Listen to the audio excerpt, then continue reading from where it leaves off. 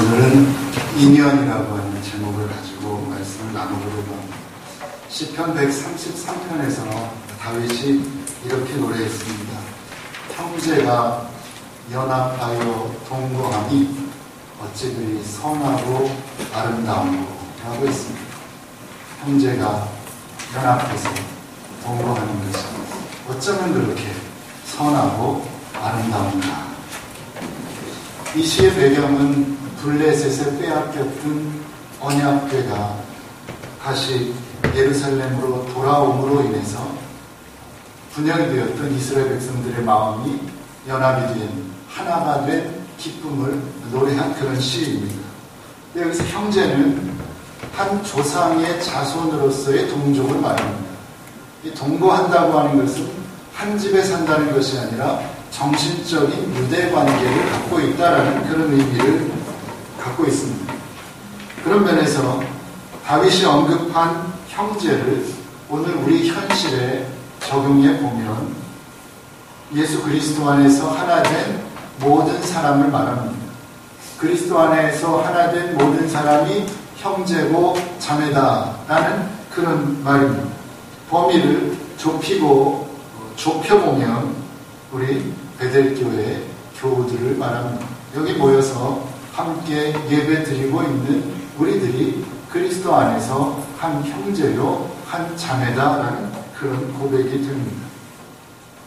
그런 까닭에 한 형제이고 자매이기 때문에 우리가 해야 할 일은 서로 연합하는 일이라는 것입니다. 서로 연합해서 한 마음으로 어떤 일을 해나가는 것이 선한 일이고 아름다운 일이라는 고백입니다. 그런데 오늘 우리가, 여기 모인 우리가 비록 적은 숫자이지만 한 교회에서 예배를 드리고 있습니다. 한 교회에서 신앙생활을 하고 있습니다. 이 말씀을 준비하면서 이런 생각이 떠올랐습니다. 아무것도 아니다라고 생각하면 아무것도 아닐 수 있을지 모르겠지만 다르게 생각해보면 참 이거 대단한 인연이구나라는 생각을 했습니다. 인류의 역사가 몇 년쯤 됩니까, 여러분? 인간이 이 땅에 태어난 게 몇 년쯤 됩니까? 제가 찾아보니까 아무리 짧게 잡아도 수십만 년에서 수백만 년 전에 인류가 이 세상에 나왔습니다. 그런데 우리가 100년도 안 되는 짧은 인생을 살면서 그 기간 동안에 함께 만나서 함께 생활할 수 있는 그런 확률이 얼마나 될까라고 생각해 보니까 정말 계산하기가 힘들 것 같습니다. 그런 긴 세월을, 오랜 세월을 인류들이 살아왔는데 그 긴 세월 중에서 100년도 안 되는 그 짧은 세월을 같이 사는 것도, 그것도 기적 같은 일인데 거기서 함께 모여서 함께 생활한다라고 하는 것은 참으로 놀라운 일이다. 계산이 안 되는 그런 일이다라는 생각을 했습니다. 그것만도 아닙니다. 요즘은 지구가 작다고 해서 지구촌이라고 하지만 지구가 작은 것은 아닙니다. 전 대부분의 나라를 가보지도 못했습니다. 이 지구상에 200개가 넘는 나라가 있다고 합니다. 그 많은 나라 가운데서 같은 시대를 사는 것도 기적인데 같은 공간에서 얼굴을 대하고 살 수 있다라고 하는 것은 확률적으로 얼마나 되는지 모르겠습니다. 한국에서 태어나야 하고 지금은 캐나다에 있어야 하고 그 넓은 캐나다에서 조그만 해밀턴에 있어야 하고 또 교회에 나와야 돼. 또 많은 교회 중에서 베델교회에 나와야 돼. 이 시간에 여기서 예배드리는 이거 어떻게 계산할 수 있습니까? 저는 그 확률을 계산할 수 있을 것 같지 않습니다. 생각하면 생각할수록 우리의 만남은 유행과 가사가 아니라 정말 우연이 아니다라는 생각을 합니다. 정말 굉장한 인연인 것이죠. 놀라운 인연인 것입니다. 우리가 이 시점에 여기서 함께 할 수 있다는 것은 기적인 것입니다. 그런 면에서 우리 함께 예배 드리는 옆에 있는 분들 한번 얼굴 보시죠. 그리고 이렇게 말씀하십시오. 굉장한 인연입니다. 동의 안 하십니까? 전혀 동의를 안 하시는 것 같아요. 굉장한 인연인 겁니다. 이거는. 운명이죠. 운명. 다시 한번 합시다. 운명입니다. 우리의 만남은 운명인 것입니다. 불평하지 마시고 받아들이십시오. 마음에 안 들어도 운명입니다. 오늘은 어떻게 하면 이런 인연을 아름답게 유지하고 또 더 아름답게 발전시킬 수 있을까라고 하는 문제를 성경에 주는 성경 말씀 속에서 답을 찾아보려고 합니다. 일반적으로 바울 서신은 이론 부분과 실천 부분으로 나누어집니다. 에베소서의 경우는 1장부터 3장까지가 이론 부분이고 오늘 본문이 있는 4장부터가 실천 부분, 즉 윤리 부분이 됩니다. 이론이 중요합니다. 그러나 윤리 부분도 중요합니다. 무엇을 믿어야 하는가라고 하는 것을 아는 것만큼 어떻게 살아야 하는가라고 하는 것도 중요하기 때문입니다. 저 개인적으로는 아는 것보다는 사는 것이 훨씬 더 중요하다고 생각합니다. 오늘 본문은 사는 것에 대한 그리스도인으로서 한 교회에서 어떤 모습으로 어떻게 살아야 하는가에 대한 분명한 답을 사도 바울이 주고 있습니다. 바울은 오늘 본문에서 교회의 일치를 지켜나가라고 권면합니다. 한 마음으로 하나 되어 교회 생활을 하라는 권면입니다. 이런 교회의 일치에 관한 이론 부분은 2장 11절 이하에서 이미 언급했습니다. 예수님께서 십자가를 치고 돌아가심으로 예수님께서 속죄의 피를 흘리셨기 때문에 이제는 이방인과 유대인 간의 구별이 없어졌다는 것입니다. 예수님께서 막힌 담을 무너뜨리셨기 때문에 이제는 누구든지 주님의 이름을 부르는 자는 구원을 얻게 되었음을 설명하고 있습니다. 그리스도의 보혈로 말미암아 우리가 하나 되었다. 그것이 이론적인 설명입니다. 오늘 본문은 그렇다고 하면 어떻게 해야 우리가 그리스도 안에서 하나 된 상태를 유지할 수 있겠는가? 어떻게 하면 교회 안에 분열과 갈등을 극복하고 정말 하나 될 수 있는가? 또 다르게 말하면 어떻게 해야 우리 아름다운 인연을 더욱더 아름답게 발전시킬 수 있는가라고 하는 질문에 대한 정확한 답이 되겠습니다. 그러면 윤리 부분을 시작하면서 교회 안에서 하나 되어야 함을 강조하는 까닭이 무엇이겠습니까? 그리스도인의 삶에 대해서 권면을 하자면 참 많은 것인데 유독 하나됨을 강조하는 까닭은 무엇이겠습니까? 그것은 당시 에베소 교회 안에 분열과 갈등이 있었기 때문입니다. 유대인이었다가 그리스도인이 된 사람들이 있습니다. 그리고 이방인이었다가 그리스도인이 된 사람들이 초대교회에 섞여 있었습니다. 유대인이었다가 예수님 믿고 그리스도인이 된 유대교 그리스도인이 있고 아예 이방인이었다가 예수를 믿은 그리스도인이 있습니다. 처음엔 문제가 없었습니다. 멀리 있을 때는 아무 문제가 없었습니다. 그런데 함께 모여서 함께 신앙생활을 하다 보니까 문제가 생깁니다. 사사건건 부딪히게 됩니다. 유대인들은 유대인이었다가 그리스도인이 된 사람들은 그리스도인이지만 여전히 율법에 집착합니다. 그런가 하면 이방인이었다가 그리스도인이 된 사람들은 예수님의 은혜로 구원받은 것이면 충분한 것입니다. 그까지 율법이 뭐가 중요하겠습니까? 그러다 보니까 서로가 갈등이 생기는 것입니다. 그래서 그 갈등이 사실은 초대교회에는 굉장히 커다란 문제였습니다. 유대인 그리스도인과 이방인 그리스도인의 갈등입니다. 그러다가 서로 비판하고 싸우다 보니까 분열되었던 것입니다. 그 문제는 지난 2000년 동안의 교회사를 통해서도 반복되었고 지금도 겪고 있는 변하지 않는 교회 안의 문제입니다. 어떤 이슈나 양상만 달라졌을 뿐이지 근본적인 갈등의 모습은 똑같이 존재합니다. 서로 다름을 인정하지 못하고 그로 인해 다투고 분열한다라는 것입니다. 근데 오늘 본문이 그 문제를 해결할 수 있는 근본 원리를 가르쳐주고 있습니다.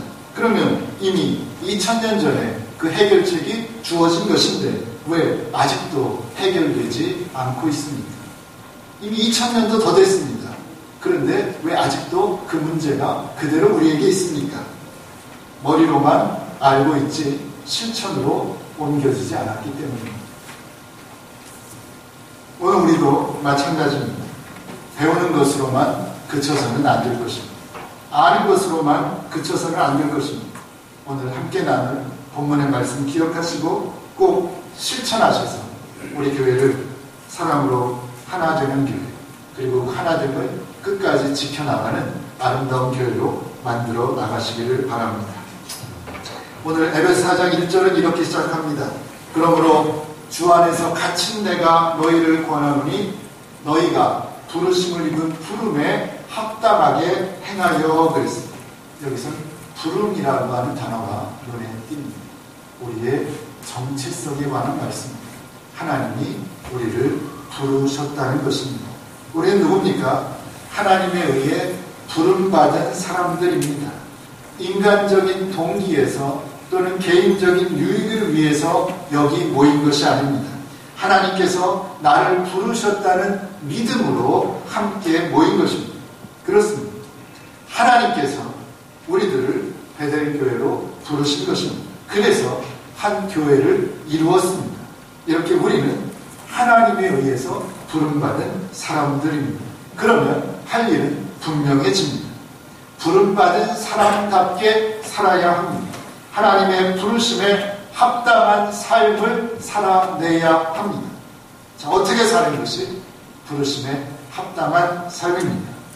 어떻게 살면 교회 안에서 하나됨을 유지할 수 있습니까? 어떻게 하면 우리의 놀라운 인연을 더욱더 아름답게 발전시킬 수 있습니까? 2절에서 그 비결을 말씀합니다. 에베소 4장 2절 말씀 우리 다시 한번 함께 봉독해 보겠습니다. 에베소서 4장 2절입니다. 모든 겸손과 온유로 하고 오래 참음으로 사랑 가운데서 서로 용납하고. 이것이 2000년 전에 성경이 우리에게 주신 답입니다. 모든 겸손과 온유로 하고 오래 참음으로 사랑 가운데서 서로 용납하고. 이것을 마음에 새기고 실천하면 우리의 삶에 변화가 있을 것이고, 그저 머리로만 알고 있으면 어떤 변화도 우리 가운데 일어나지 않을 것입니다. 첫째는 겸손입니다. 모든 겸손이라고 말씀하고 있습니다. 오늘 본문은 그리스도인이 추구해야 할 어떤 최고의 덕목이 무엇임을 가르쳐줍니다. 무엇입니까? 겸손입니다. 그리스도인의 최고의 덕목은 겸손입니다. 무엇보다 먼저 겸손하라는 것입니다. 하나됨을 유지하고 싶으면, 놀라운 인연을 더욱더 아름답게 발전시키고 싶으면 제일 먼저 겸손해야 한다. 무조건 다른 사람보다 내가 낮아져야 한다는 것입니다. 그것만 되면 사실은 인간관계의 모든 문제들은 다 해결된다고 해도 과언이 아닙니다. 겸손의 반대말이 무엇입니까? 교만입니다. 성경은 뭐라고 합니까? 교만은 패망의 성공입니다. 거만함은 넘어짐의 박자입니다. 교만하면 망합니다. 넘어집니다. 그런데도 우리는 항상 이 교만이라고 하는 걸림돌을 극복하지 못하고 그 앞에만 가면 항상 무너지고 실패하고 쓰러지는 모습을 보이고 맙니다. 참으로 불행한 일이 아닐 수가 없습니다. 여러분, 소가 도살장에 끌려가는 모습을 보셨습니까? 저는 뭐 뉴스 같은 데서 보았을 뿐인데 잘 보면 도살장이 어떻게 생겼는지 알지 못할 겁니다. 그저 지금 처음 끌려가는 거예요. 거기 가면 어떤 일이 벌어지는지도 잘 모를 겁니다. 당연히 모르겠죠. 그런데도 소의 모습을 보면 두려워 떱니다. 눈에서는 눈물이 흐릅니다. 가보지도 않았는데, 모르는데 왜 그렇게 떨까요? 왜 눈물을 흘릴까요? 아마도 가보진 않았지만 자기 아버지가, 자기 어머니가, 자기 할아버지가, 할머니가 어딘가로 끌려가서 다시 돌아오지 않았다는 것을 알기에, 모르지만 나도 여기 가면 안 될 것이라고 생각하기에, 가면 죽을 것을 알기에 아마 안 가려고 발버둥치고 눈물을 흘리는 것 같습니다. 그곳에 가면 죽는다는 것을 느끼기 때문에 그곳에 가는 것을 싫어하고 두려워하고 눈물을 흘리는 겁니다. 우리들은 어떻습니까? 하나님은 교만한 자를 싫어하시고 교만하면 멸망한다고 성경이 분명히 말씀하셨음에도 불구하고 너무도 잘 알고 있으면서도 우리는 계속해서 교만한 자의 자리에 앉으려 한다라는 것입니다. 그것이 문제입니다. 그러면 죽는 겁니다. 알면, 죽는다는 것을 알면 가지 말아야 하는 것입니다. 그 성경은 그 마음을 버려라. 교만한 마음을 버려라. 그렇지 않으면 죽는다라고 우리에게 경고하고 있는 것입니다. 죽음의 길에서 벗어나서 이제부터 겸손하게 살아서 정말 생명의 길을 가라는 그런 성경의 말씀입니다. 이런 의미에서 우리 모두가 겸손하게 남을 높이고 서로가 서로를 섬기는 영이 사람들의 마음을 지배하게 될 때 그 교회는 비로소 하나 되기 시작하는 것입니다. 서로가 겸손해질 때, 서로가 가장 낮은 자리에 내려가려 할 때, 그렇게 서로가 자기를 비울 때 비로소 그리스도의 향기가 교회 안에 충만해진다는 그런 말씀입니다. 신학자 어거스틴은 그리스도인에게 필요한 3대 덕목을 열고 있습니다. 그리스도에게 필요한 가장 중요한 덕목이 3개입니다. 첫째가 겸손이다. 둘째가 겸손이다. 세 번째도 겸손이다. 그렇게 말씀했습니다. 뭡니까? 그리스도인에게 있어서 겸손한 마음만 있으면 그것으로 충분하다는 것입니다. 정말 그렇습니다. 그것으로 충분합니다. 하나님은 언제까지나 교만한 자를 물리치시고 겸손한 자에게만 은혜를 주십니다. 하나님의 말씀입니다. 성경의 선언입니다. 다 잊어버리셔도 이 말씀 기억하시고 마음에 새기시고 어찌하든지 겸손하게 살기 위해 최선의 노력을 경주하는 저와 여러분들 되시기를 바랍니다. 두 번째는 온유함입니다. 온유라고 하면 우리는 무기력함을 떠오릅니다. 온유한 사람, 힘없는 사람, 능력 없는 사람, 이런 생각을 합니다. 그러나 온유는 무기력함을 말하는 것이 아닙니다. 오히려 사실은 힘이 많은 것을 전제합니다. 능력이 있는 것을 전제합니다. 그래서 힘이 있지만, 능력이 있지만 그 힘을 함부로 사용하지 않고 극도로 절제하고 조절할 줄 아는 사람을 가르쳐서 온유한 사람이라고 말하는 것입니다. 우리는 그런 사람이 되어야 합니다. 힘이 없고 능력이 없어서 그런 사람이 아니라 힘이 있고 능력이 있지만 그럼에도 불구하고 절제하고 조절할 줄 아는 진짜 온유한 사람이 되어야 한다는 것입니다. 어떤 사람이 온유한 사람입니다. 성경에서는 모세를 온유한 사람으로 꼽습니다. 모세가 이스라엘의 출애굽을 이끌었습니다. 하지만 모든 사람이 모세를 좋아하고 모세의 지도력에 순종했던 것은 아닙니다.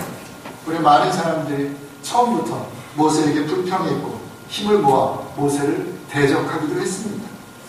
하지만 모세는 흔들리지 않고 하나님의 일을 진행해 나갑니다.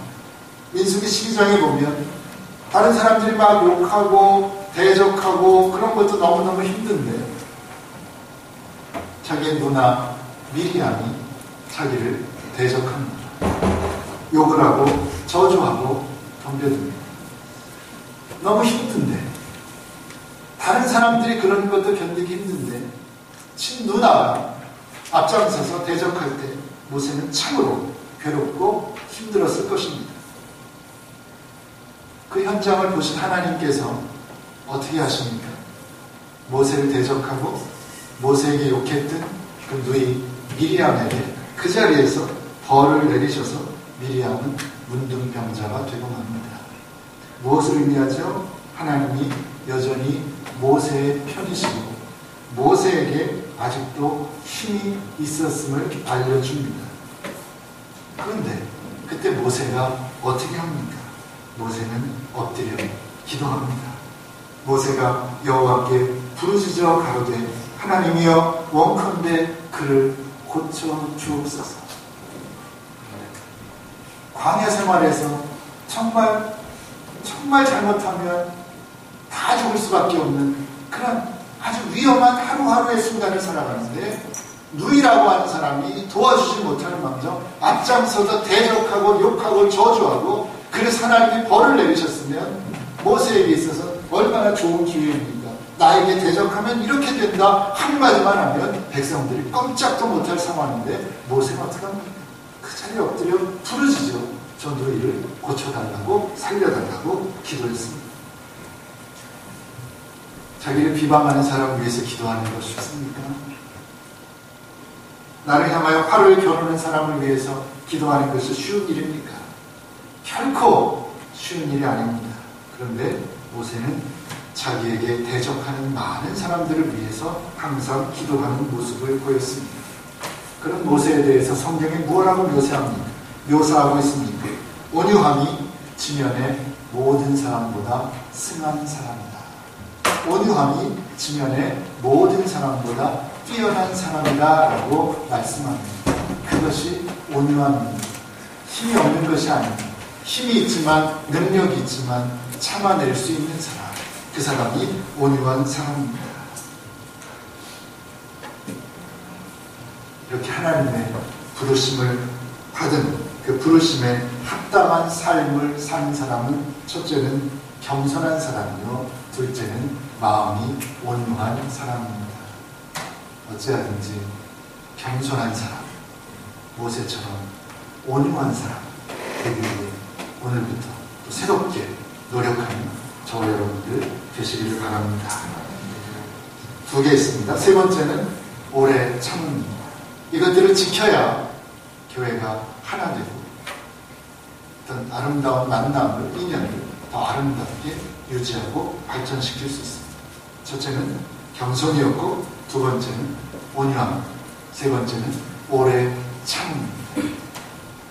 참는다는 의미가 무엇입니까?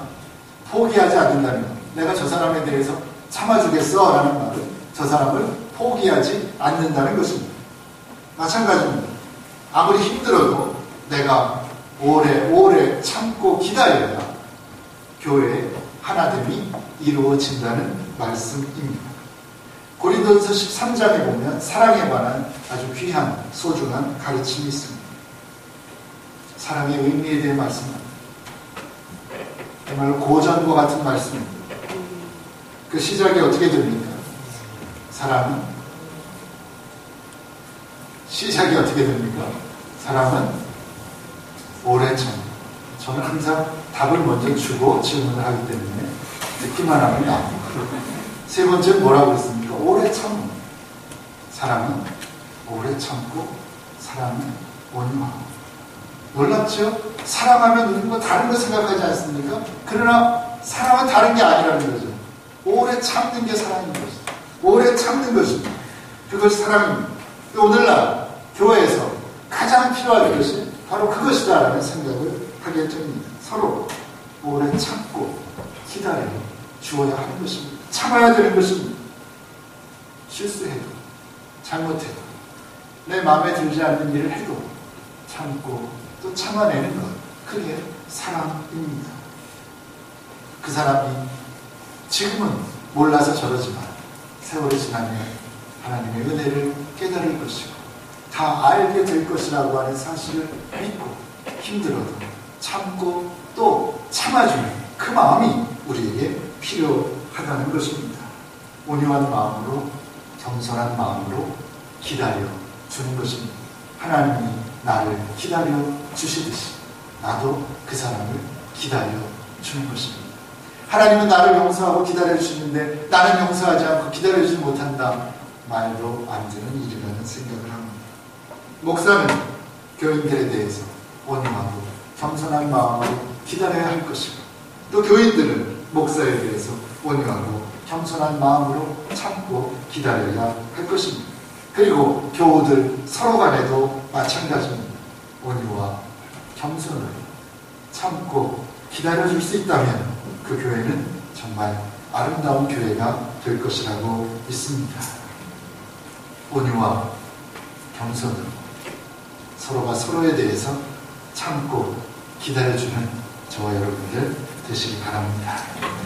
그 마지막 네 번째는 사랑으로 용납한 것입니다. 용납한 것입니다. 참는 것에는 한계가 있습니다. 참는 것에는 한계가 있습니다. 그러니까 만약 의지를 가지고 내가 그래 해봐라, 내가 참아보겠다, 그 한계가 있다는 것이죠. 그러지 말고 마음으로 용납해 주라는 것이죠. 이해해 주라는 것이죠. understand 하는 것이죠. 아예 그 사람 밑에 내려 쓰라는 것이죠. 그래야 하나 될 수 있다. 그래야 하나님이 허락하신 인연을 더 아름답게 발전시킬 수 있다는 것이 성경의 답입니다. 그런데 서로가 서로를 이해하고 용납한다는 것만큼 어려운 일이 또 없습니다. 말로 하는 것은 참 쉽습니다. 설교를 하는 것도 쉽습니다. 듣는 것도 쉽습니다. 겸손이니 온유니 오래 참음이니 사랑으로 용납한다는 것, 너무 쉬운 말 같습니다. 그러나 하나하나가 너무너무 힘든 일입니다. 그렇기 때문에 남을 용납하기 원한다면, 이해하기 원한다면 그 전에 반드시 내 마음속에 뭐가 있어야 하냐면 사랑이 있어야 된다. 하나님이 나를 사랑하신 그 사랑이 내 마음속에 있을 때, 그 정도는 아니더라도 정말 그걸 담고자 하는 마음이 조금이라도 있을 때, 우리가 악한 사람들이지만 그래도 남을 용납할 수 있는 여지가 있다라는 말씀입니다. 내 안에 사랑의 마음이 있을 때만 우리가 남을 이해할 수 있고 남의 실수와 단점까지도 용납할 수 있다는 말씀입니다. 물론 너무너무 힘든 일입니다. 그러나 오늘 성경은 그것이, 그렇게 사는 것이 하나님의 부르심에 합당한 삶이라고 분명히 우리에게 가르쳐 줍니다. 우리를 향한 하나님의 말씀입니다. 하나님의 말씀에는 토를 달 수 없습니다. 아멘하고 순종하면 그만입니다. 하나님 말씀대로 모든 것을, 모든 사람들을 사랑의 마음으로 이해하고 용납하는 아름답고 성숙한 신앙인들 되시기를 바랍니다. 그런데 힘들지만 그렇게만 하면 겸손과 온유와 오래 참음과 또 그것을 기본으로 해서 사랑으로 서로 이해하고 용납하면 교회는 평안을 매는 줄로 하나 되는 역사가, 기적이 그 교회에는 일어난다는 말씀입니다. 하나님의 은혜와 섭리 가운데 세워진 우리 베들교회가 하나님이 기뻐하시는 교회가 되었으면 좋겠습니다. 우리의 이 인연, 아름다운 인연을 더욱더 아름답게 발전시키는 교회가 되었으면 좋겠습니다. 언제까지나 평안을 매는 줄로 성령이 하나 되게 하신 것을 힘써 지켜나가는 교회가 되었으면 좋겠습니다. 그 일을 위해 꼭 필요한 것이 무엇인가를 살펴보았습니다.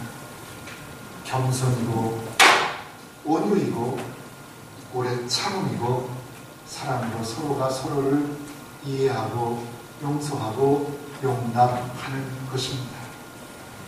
기억하시고 실천하셔서 하나님의 부르심에 합당한 삶을 살아내시기 바랍니다. 그리스도 안에서 진정 하나된 교회를 만들어내시기 바랍니다. 하나님이 허락하신 이 아름다운 우리의 만남을, 우리의 인연을 더욱 아름답게 발전시켜 나가는 저와 여러분들 되시기를 간절히 소원합니다. 기도하겠습니다.